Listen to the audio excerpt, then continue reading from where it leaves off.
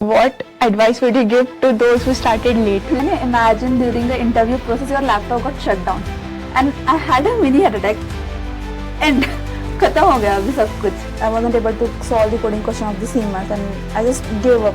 नहीं होगा मुझसे. Welcome to the Transcend Buzz Show, the official podcast of Microsoft Learn Students Club.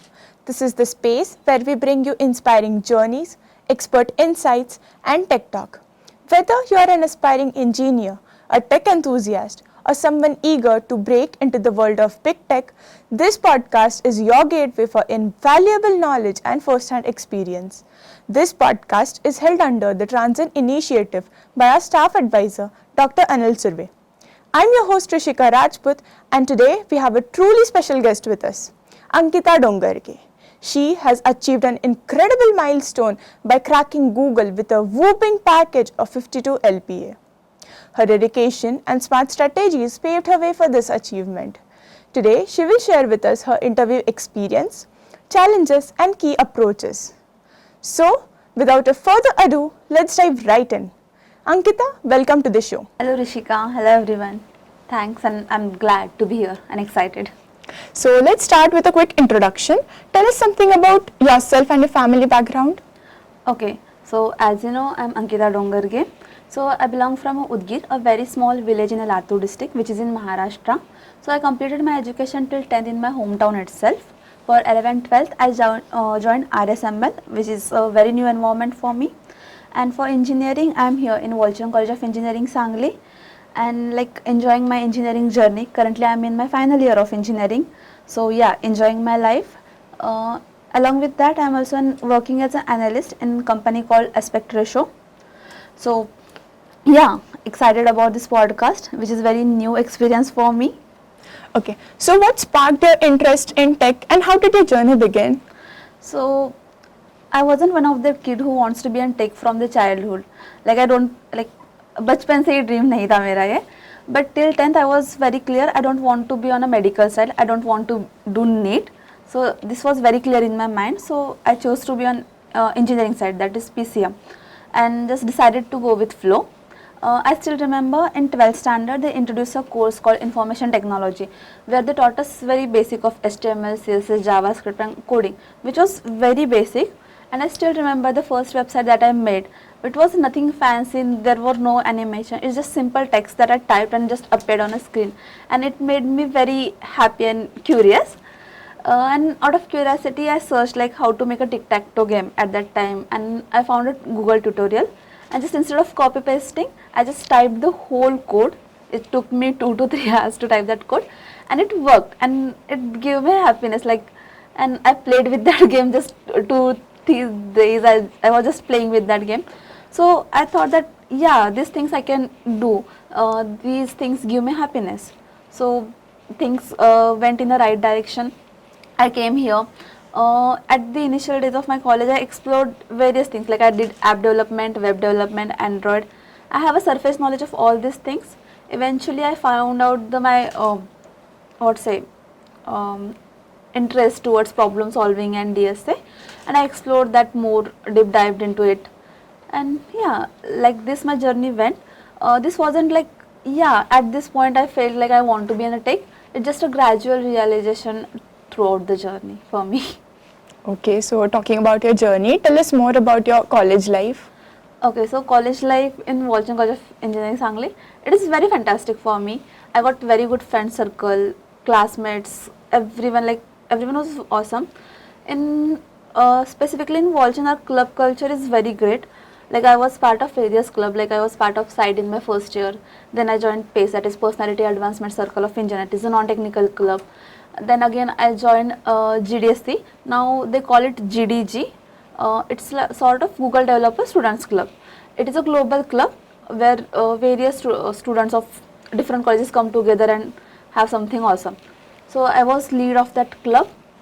Yeah, so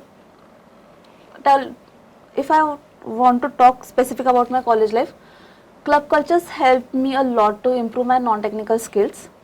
And besides that, college life was very amazing, playing on ground, just walking there at the evening time and enjoying with friends. Assembly points was great.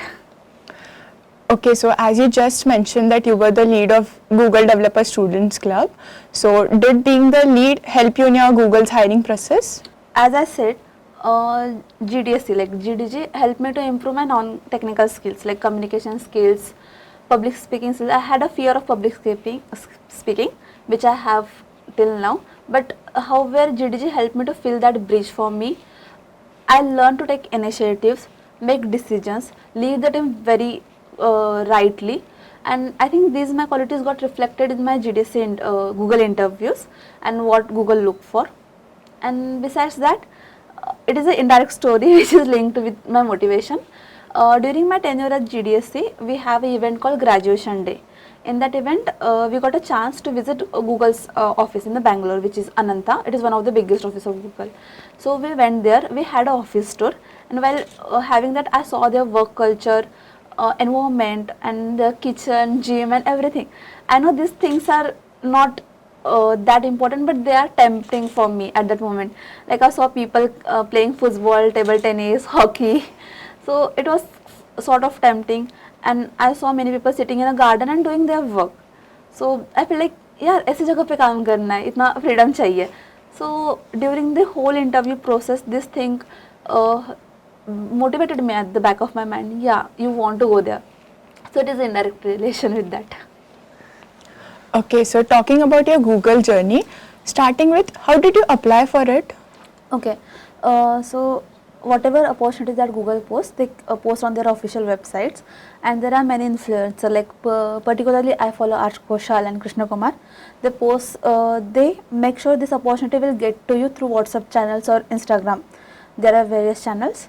So I saw that opportunity on Arch Koshal ka Goel ka WhatsApp channel, and with that I applied for it. One of the major thing for Google is that your resume must be ATS score. Like ATS score means how your resume aligned with the given job description. Okay. So it is very important. So one thing that what I do, I copy paste the job description, give it to the ChatGPT and ask for the keywords. Honestly, I do, and whatever skill sets that matches with the given keywords, I put it on my resume. So with that way, I make my resume ATS score friendly. Besides that, so your resume should not be of more than 2 pages. It maximum of 1 page. That's more than sufficient. So with that help, resume is mandatory for like a key point to get qualified for Google interview, because there will be no aptitude round for it. They will shortlist only on based on the resume. And second thing that I heard from lot of people, Google works on the referral system. If some employee from Google is referring you, you will be on the positive side, and it always happens. So I asked various people for the referrals. So one of the senior like Vedant Sali, he referred me for the particular role. And one thing like I would like to highlight, cold mailing actually works. Like at the beginning of the second year or third year, I used to think, yeah, cold mailing does not work, no one replies you, why they will entertain you? But it does work, because some type of incentives they also get if they referred you and you got selected. So people do entertain, and I had a standard format for cold mailing. I used to send it to 50-60 people, and I do remember at the Google, my maximum limit to send a note was exhausted. LinkedIn said me you can't send note anymore. Yeah, but I did so. I got referral. Then I made proper resume and just applied, and this is how I applied for the interview. Okay, so as we all know, Google's hiring process is known for being tough. Yeah. Can you walk us through your interview rounds? What all they asked you? What did they focus on? Okay, so this is going to be a very big answer because the process is very big. So firstly, they will shortlist you on the based on resume that I said previously. Then once you got selected, they will schedule a call with you with the other folks from different colleges who are appearing for the same process. After doing that, they will explain the whole process, like how the process is going to move forward, how you can schedule your interviews, if you have any problem, how you can reach out, and in the same call, they will tell you on which topic they focuses more. Like generally, Google focus on trees, DP, graph, these TSC topics. Whatever interview experience I heard from my seniors, from my colleagues or on LeetCode, this is the common link. Trees, DP, graph are like must questions. So after the scheduling of the call, you will get a Google form. and in which you have to schedule your interview, like select the dates for it. One very important thing that Google offers, like it's, you can say, bonus for us, they give us a 7 days time period to revise your concept, go through all the DSA concept, and after 7 days you can schedule your call. And for all the rounds this process happens, like after clearing your first round they will call you like, congratulations, you have cleared the round, and again they will offer you a 7 days period in which you can prepare, and then you can schedule your interview. So for me there was 4 rounds, 2 of 45 minutes and 2 of 1 hour. The 45 minutes interview is completely DSA based, and I think my first, third and fourth round is completely based on graph and DPs. Second was of matrix, that is moderate question. But trees, diffy graph is important.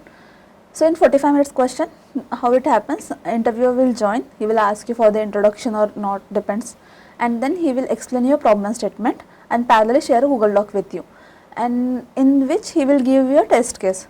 So firstly you have to tell him your approach, like how you are planning to solve this question, and whatever approach you will tell, you have to try run the test case with that approach, and once it get approved then you have to type your code. So beforehand you can't type the code, and after typing you don't have to compile it, you don't have to run it, just you have to explain your code, that whatever you have given. The one key factor is that readability of the code, because the one person who is taking your interview is not going to compile your code, there is another person who is going to compile it and see if the matches it or not. So that's why readability of the code is very important, because the person who is compiling don't know what approach you have solved with or anything. Readability is important. And yeah, this is for the 45 minutes interview, and for the 1 hour, 45 minutes for tech, and last 15 minutes is Google special googliness round. It is more of a behavioral question or HR question in which they judge how outside the box you can think, how well you can take the initiatives, leadership and everything. So based on that 15 minutes they judge you, and yeah, this is how the process goes on. And after the final round they take a gap of 2 or 3 months, and then they give the final result, like you are selected or not. So that's the process. Okay, so out of all these rounds, which one did you find most challenging and how did you tackle it? So the most challenging round is like, in terms of technical, you can say the final round was very difficult for me. I don't exactly remember the name of my interviewer at this moment, but I do remember he is a SD3 from IIT Madras, and he is very strict and straightforward. Like he joined the call and straightforwardly he asked me question, unlike the other interviewers, like all previously 3 were more inclined to making me feel comfortable. They asked me about my introduction, how I am doing and everything, but he did nothing like that, and he just started. So I just felt nervous, like how it is going to happen. And then he threw me a question of graph plus DP, which I found difficult. It's sort of reverse graph in it. I found it difficult. Then I came up with a brute force approach. I explained him. He asked me to code, I did, and then he asked me to optimize it. I took my time, I optimized it, I explained him the approach, but because of time constraint I wasn't able to code it up. Like I got frustrated, like if I had 5 minutes extra then I could have explained, like coded it and I cracked the round, but it didn't happen. And then the googliness round happened. I had sort of messed up mine at that time, but yeah, things went well. I think he might have impressed with my approach, and he might have think that she can code. If she is telling her approach, then she can tell the answer. So things went in my favor and I achieved it. So this is the difficult question that I think I got during the process. Apart from this, was there any other moment that caught you off guard, like something tricky, something unexpected? Okay, so it's not about question, it's about the situation. Like can you imagine during the interview process your laptop got shut down? Okay, so that actually happened in my third round. My technical round was over, and there is googliness round was going on, and in between, without any notice, without any alert and without anything, just my laptop got shut down, and I had a mini heart attack. And खत्म हो गया अभी सब कुछ. But however, I saw my mobile and I thought it's just a behavioral round and I have to speak. I don't have to code anything, and I joined the call from my mobile. I explained her like what was the situation, how my laptop turned off, and I was extremely sorry for like I took her extra time. But yeah, the situation went, and I do think that situation worked in my favor, because they are looking for the people who can work well under pressure, they can find solution under pressure, and that what I exactly did by joining from another firm, finding some alternative instead of just giving up. But that was very unexpected, and I can't even imagine happening things like that. Now let's rewind a bit and talk about the phase just before your Google selection. Like after that, it must all be sunshine and celebrations. But the phase just before it, the challenges you faced, the any sort of constraints you had to go through. Okay, so the like as I said, I had my first offer before getting the Google interview schedules. I got selected in aspect ratio, and it gave me a kind of relaxation. Like yeah, I did well. Like aspect ratio is second or third company that comes in our college for placements, and I got the full time offer. It's not like the sort of internship that I have to work hard and based on my performance they will give me PPO. It wasn't like that. I had a PPO. So I was kind of chill, relaxed, and I just get back to my normal routine instead of hard work that I was doing for last 3-4 months for the placement. I got back to my normal routine and enjoying my college life, chilling out, exploring Sangli, all these things I was doing. But after 2 or 3 months, I just got a realization that people around me who got better offer than me are still searching for better opportunities. So why I'm settling for so less? But still I was working, and I got a mail after 2-3 months of aspect ratio scheduling that your resume got shortlisted and we are scheduling your interviews. So at that point I thought none of like there are very few people from our college got shortlisted for the interview, and many weren't like able to crack the resume shortlisting round. I am able to that. I had done that, so I have something special. So I can go through it. But shifting from doing nothing against starting hard work, and Google is something whose expectations are very high. They expect too much from their candidates. So get like working so hard to match that bar was very difficult for me at that moment. Like at the back of mind you have like, yes, I have everything, why should I work so hard? But second thought like, but वो तो ज़्यादा अच्छा है ना यार, तो करना पड़ेगा. So shifting to that mindset was sort of difficult for me. But then I still remember when the result came out and it was worth it. I will tell you a very short incident. They directly don't declare their results. Firstly, they will ask you about your details, your name and everything. And after one day, they call you, here is your offer letter and you got selected. So my hiring manager called me and asking for my details. Ankita, please provide your details. So I was like, can you please tell me results first? She's like, no, I can't tell you results. I will tell you tomorrow. I was like, no, tell me results first. And she got frustrated. Oh, you got selected and now give me details. So I got blank. My mind got blank for that moment. Then again, celebrations, family got very happy. That's the moment. So now, since that you mentioned about aspect ratio, can you tell us about its hiring process? Okay, so Aspect Ratio was my first on-campus company that I got. So Aspect Ratio is an analytical company. You can say it is a service space. About its hiring process, it came on campus near the 2nd or 3rd of July, and they had the aptitude round. And after shortlist, based on the aptitude round scoring, they shortlist you for the interview. So there are 2 to 3 interviews, depend like who is taking your interview. So for me it was 2. Firstly was completely based on the aptitude and the SQL. They asked a whole thing like a basic to ekdam advanced level ka SQL they asked, and basic of aptitude. And in the second interview it was more around hypothetical questions. It was a business case study, and in which you have to find the profit, and investing in that business is profitable or not, that I am supposed to find, and sort of SQL. So as it is an analytical company, the more work revolve around the SQL, Python and Excel. So there was nothing like DSA or anything development. They asked according to their requirements. So it's the short process of aspect ratio. During the aptitude round, did you follow some specific strategy to manage your time? Okay, so like not only for aspect ratio, for every company that I give aptitude for, I have two concepts in my mind. Like if I have a freedom to switch between the questions, like I can move from one question to another, then I will solve the coding question first. Because if you see the weightage that each question carry, the coding questions has more weightage. So if at the end I am running out of the time, I will be on a positive side because I solved the question which has a more weightage. And second thing, if a question is taking me more than 30 seconds to understand, then it will take me more time to solve. So if it's taking more time to understand, then skip it, move to the next question, so that you can solve maximum number of questions. So it will keep you on a positive side. So this is very simple strategy that I follow while giving aptitude.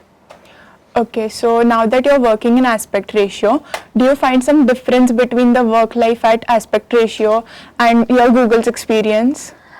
As I said, I just saw the environment of Google, how it goes on. I haven't experienced anything like how things will actually work. But at aspect ratio, I must say, as a fresher, I got the best company that I can ever get. Like it has such a relaxed work culture, and the team lead manager that I have there, they always promote me to learn new things instead of just keeping me in a one loop, like do some monotonous work again and again. They just keep every day, they assign me a new task so that I can learn. And I can say if I'm a beginner at a SQL at a college level, then now I'm advanced and expert in SQL just because of the company that I'm working. And they have the foreign clients in which we have to present the RPPTs, analyticals and everything. So yeah, it is like something new which I have never experienced, and more learning experience there. And about Google, it's yet to be experience. Okay, so like most of our listeners are dreaming to get into top companies. So can you tell how did you prepare for it? What strategies did you follow? What were the resources that helped you? Okay, so for getting in a big MNCs as a beginner, like as a graduate trainee, DSA is mandatory. Like each and every company will ask you DSA. I have given Microsoft interview when I was in the third year starting. So their process was very similar. Like they ask you about the DSA. So if you are targeting FAN, focus DSA. About my strategy, mock interviews help me a lot. So I have my friend called Shreya Patil. She is working as an intern in Amazon as of now. So we used to study together, and our preparation wasn't any special for targeting FAN. It was very usual, like we are preparing for the on-campus. So what we used to do, we choose Striver A to Z DSA sheet. You might be knowing it. So we chose that sheet and we used to pick a topic, and every day we solve all the questions from that for that topic, and we used to grill each other. Like one will be the interviewer, another one will be interviewee, and asking the difficult question as possible as yeah. So that helped me to fill the gap. Like I know how to solve question. I can solve it very efficiently. I can write a very good code, but I wasn't able to explain it very well, because writing a code is another thing and explaining to another person so that he can understand is a different thing. So taking a mock interviews with her helped me a lot, and honestly, like it has a major role in my success. And same things goes about the core subjects. Like if you are preparing for the on campus, the more focus will be around core subjects. They will ask you DBMS, SQL, then they ask you operating system and everything. So for core subjects, I can say Love की sheet है, and then there are operating system videos of Laksha. They are more than sufficient, I think, for the on-campus placements. Yeah, and we followed the same strategy for core subjects, to like grilling each other, asking questions. On we do remember on a dining table, if we only two are there, then while eating too, we used to ask the questions like, ये answer बता चल, वो इसका ये कैसे work होता है, like during that placement season. Yeah, so it helped me a lot. And about the resources, as I said, A to Z Striver Blind 75. Striver is the best thing that you can follow. If I'm going to post something about Google, then I'm definitely going to tag in and say thank you, because of it happened. And there was Ash Goel ki sheet, top 6 companies and MNCs. He used to post 7 most difficult questions for each company. So it was very helpful. And after that, for core subjects, follow YouTube videos of Lovable, and they are more than sufficient for on campus at least. Yeah, that's. Okay, so in your experience, what should be given the most priority? Like some emphasize DSA, some emphasize web development. As a fresher, what a first year student should start with? Look, like every student goes through this debate. Like personally, me, I have also gone through this like a DSA or development. What should we choose? But one thing that I must say, it's not DSA or development. It's DSA and development. Both things goes hand in hand. I don't know. FANG companies target DSA more. They will ask you about DSA questions in the interview, but they will shortlist you based on your resume, and your resume will stand out if you have unique projects on your resume. And unique projects means you must know the development. So in interview, for cracking interview, DSA is mandatory, but for scheduling that interview, development is mandatory. And same goes for the on-campus placement. In on-campus placement, your half of the interview is based on the development. Like if there is 1 hour round scheduled, for 35 minutes are dedicated towards project. What's your project, how you are done. Indirectly they are asking you about development. So DS and development goes hand in hand. So like you mentioned about projects, like apart from projects, how important are internships or open source contributions?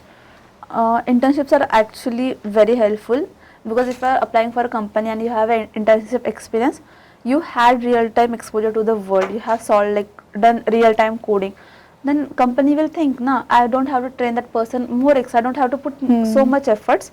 So internship are like always put you on a positive side, but make sure while you are doing internship, convert it to a PPO, because it will be more helpful. And for open source, there are many companies, like Google itself hire based on the open source contribution. There is an event called GSOC, on which if you have an awesome contribution, it will help you to get hired in the company. And talking about the projects, development is mandatory, unique projects are mandatory. Clone projects, I don't think so it will work, and if you are making the clone projects, add some extra functionality, something unique which is not already in that application. So it will help you to stand out. And if in an interview they are asking you about your projects, explain like you are solving a real life problem, because what they are looking for is a real time problem solver. I will tell you my small project, like major project, which is a certificate generator. It is a very simple project in which you can generate a certificates of a multiple students at a simultaneously, and directly you can send them a link, unique link, from which they can download their certificate. And besides that, we had a unique functionality that if I am making a certificate, they can verify is certificate real or fake. So in my expectation interview, they asked me about my project. So I told them a story. I am a GDG lead, and I saw there are 200-300 participants in my events. There are hundreds of members who are helping us. But when our event ends, we are supposed to give them certificates. But my creative social team is very small. There are 3-4 people working. So delivering so much projects at a short notice is not feasible for us. It was taking too much time. And then we have a subject called TCA, Techno-Social Activities, in which we have to submit the certificates. So what students generally do, they duplicate, like my friend has the certificate, I will take it, I will change the name and give it to sir. This happens. So we thought of a solution. We built the certificate generator in which multiple certificates can get generated simultaneously. I don't have to fill my storage. I just can send the link to the respective members. They can download. And if teacher come to us, is it real or not, then tell us, we will verify it. So it's like I told them I solved a real life problem, and that impresses interviewer most. And whatever interviews I have gone through or else I have read on the various platforms, it actually works if you are telling him real life stories. So even if your projects are simple, just tell them a story that they are solving real life problems. So it will definitely work. Okay, so like apart from projects, internships and open source contribution, what other key qualities do company look for in a candidate? So basically when a company is hiring, interviewer hiring, he is looking for a person with him or her he can work. Like if I am taking a person with whom I can't work, so it's not use of hiring. even though that person has a very good coding skills, he can solve any problem, anything, but I can't work with that person, it is of no use. So try to be that person with whom everyone wants to work. So what will make you work with everything, like taking initiatives, like something new I am doing, thinking something creative. If there is a problem, everyone will think of a common approach, but they want someone who can think outside the box and get some new approaches. So taking initiatives, having good leadership qualities, taking right decisions, or supporting your team, collaborating with them, and obviously coding skills. This qualities company look for, I guess. So, throughout your journey, was there any point that you felt like, I have to give up, I can't do it anymore? And if it was, how did you push through it? Okay, so there are many points like that. Like, so firstly, like when our placement season started, Siemens was the first company that visited our campus, and at that time, Siemens was sort of dream job for me. Like most of the seniors are in that company. Siemens is like mini Volchan, and I wanted to be part of that system, that culture. So I was very dedicated. Like मुझे Siemens चाहिए भाई. अगर Siemens नहीं हुआ तो कुछ नहीं होगा. So I had that mindset in my mind, and I wasn't able to crack the aptitude round itself. Like मेरे coding question ही solve नहीं हुआ उस round में. So at that moment I thought कि नहीं होगा भाई. You can't even crack that basic company. Then how could you do that big, like जो बड़े बड़े Deutsche Bank है, UBS आती है. Then how can you crack that? So I just felt no, I am not prepared for this season. So I will just give up and try something else. But pushing myself, I have my mama and mami who belong from a same background. They are also engineers, so they know how it feels like not cracking the aptitude. So they help me, keep me motivated. No, you can do this, and they always assured me like if you can't do anything, we are there to help you. And that feeling, someone is there to pick when you are falling. So that feeling always supported at the back. अगर कुछ नहीं हुआ तो घर जाके हाथ पैर जोड़ लेंगे भाई, वो दिला देंगे. But yeah, when that happened, I wasn't able to solve the coding question of the Siemens, and I just gave up. नहीं होगा मुझसे. That was the point. Then again, when my Google interview got scheduled, I know I was trying my best. I was doing very hard work for it to get there. But you know, these companies are very big. They're what we expect. If you are going there, the person should be extraordinary. That we do expect. So I thought like, yeah, I am doing so much efforts, but am I really eligible of going there? And then my interviews and exam schedules are collapsing. And like I do still remember my second interview just before, one day before of my MSc exams. So I was thinking, am I messing up with my academics? If I got fail here, then there will be no value if I got selected in the Google or not. So at that point I thought, let's leave Google aside, focus on our academics. But then I talked with my friends, families, and they always motivated me. You're not the one who gets settled for less. Just try it, do some extras, sleep less. And yeah, I must say because of their motivation, I am here where I am. Okay, so like you just now said that there were many moments where where your MSCs collided with your interview. Yes. So in general, for all the 4 years, how did you balance between your academics, your interview preparations, and your social life, your hobbies? Being very honestly, I never felt like I'm managing anything. Luckily, I got very good friends, roommates, friend circle. Like you won't believe it, me and my friend prepare for placement together.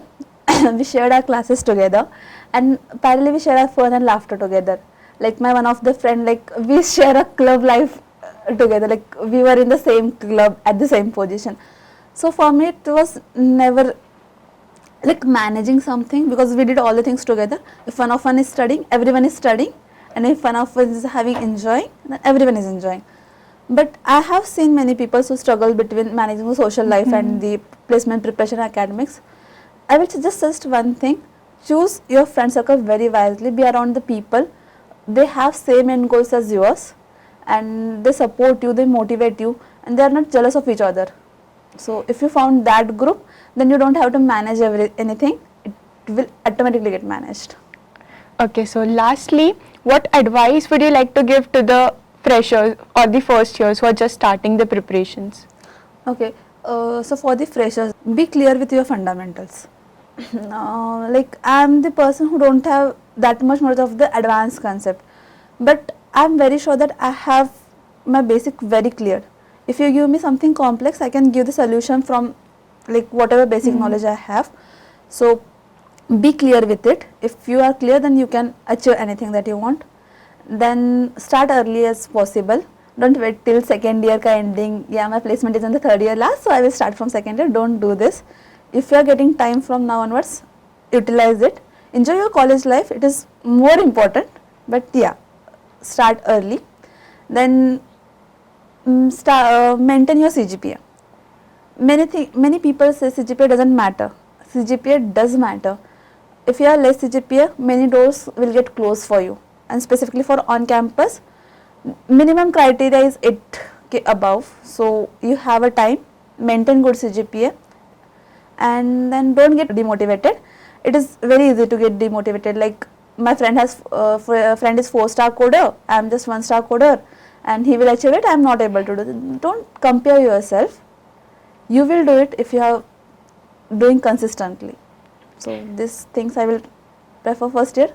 And for third year folks, like I must say, like I have seen many students, they are dedicatedly focusing on off-campus placements, and there is a slight difference between off-campus and on-campus. For on-campus, you have to prepare for core subjects, you have to prepare for development. There are many other things that you have to focus on, but for off-campus, you are just focusing on your DSA.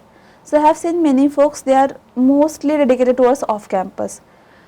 Don't, like, it's a good thing, it will lead something great, but don't neglect on-campus placements, because it will reduce your fear. What if I don't get off-campus, and what will I do? That pressure won't be there if you have grabs hands, something in a hand, and you can upskill yourself without any pressure. And I know, like on-campus jobs are not dream job of everyone, but they are good, honestly good.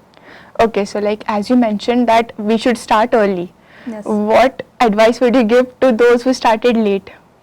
Like, is there some way out? Yeah, I'm the one person who started late. Like I started DSA from mid of second year. Before that I was more inclined towards development. If you are consistent, if you are solving 2 to 5 problems daily, then you are actually way out of, like ahead of all the peoples. Because there are many people, like at the beginning they are very good, they scored 3-star, 4-star, like very good score on lead code contest, but at certain point they dropped their consistency and they just went for development or something other things. And if you take a gap of 1 or 2 months now, you will forget all your DSA questions, DSA concepts, and after 2 months easy question will appear you difficult. So if you are also starting late, be consistent, and if you are consistent for at least 1-2 years, like till your placement season, then you are actually way ahead of many people. So consistency is key. Okay, so now let's move towards the fun segment, starting with rapid fire round. Okay. Okay, so firstly, favorite fictional character? Harvey Specter. Web series or movies? Web series. Favorite web series? Suits and City of Dreams. Okay. Favorite hangout spot in college? IT Hut. Most difficult subject? Data mining. Favorite coding language? CVP. Favorite book? Mrityunjay. Favorite author? Shivaji Savant. Which historical character you like to meet? Karna. One superpower you wish to had? Flying from my office to hometown. Which fictional world you wanna live in? Wizard world. Me too. Go to comfort food? Vada pav. Most used app on phone? जीपे. अब तो बहुत पैसा आ रहा होगा. Mummy को बताने चलना चाहिए सिर्फ. If you could time travel past or future? Future. If you could switch life with a famous person, who would it be? Mostly Sen, Prajakta. Quotes that inspire you? Everything seems to be impossible until it is happen. Favorite Maharashtrian food? Puran puri. Okay, so that was it. That was an inspiring conversation, Ankita. Thank you for being on the Transcend Buzz Show. Thank you, Rishika. It was very awesome, and thank you to the MLSC Club. This is a very nice initiative, and thanks for calling me here. It was a great experience, and it's awesome. Thank you. Here's a small token of gratitude from MLSC. Thank you. If you enjoyed the session, don't forget to like, share and subscribe. If you have any feedback or questions for our next guest, comment it below. For more such success stories, stay tuned.